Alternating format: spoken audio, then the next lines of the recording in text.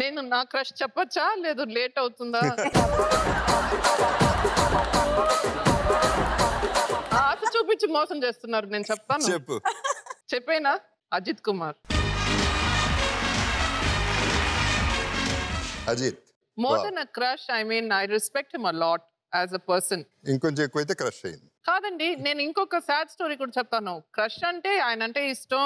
2 సినిమాలు చేసా and it was a long span. కొంచెం డిలే అయిపోయి almost 1.5 years we had to work together. So అంతా అయ్యాక ఆయన అడ్మైర్ చేసేటప్పుడు last day of the shooting అండి, ప్యాకప్. ముందే తెలుసు కదా. నాకు ఈ స్టోరీ తెలుసు. అదే అదే అదే లాస్ట్ డే సరే ఇంకా మళ్ళీ కలవలేము చూడలేము అనేసి నేను కొంచెం సాడ్ గా ఉన్నాను. ఆయన దగ్గరికి వచ్చి, మగి నువ్వు నా చెల్లెల్లాగా,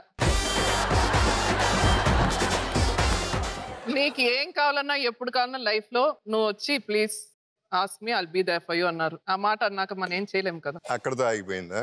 అంటే ఏం స్టార్ట్ అవ్వలేదు ఆగడానికి.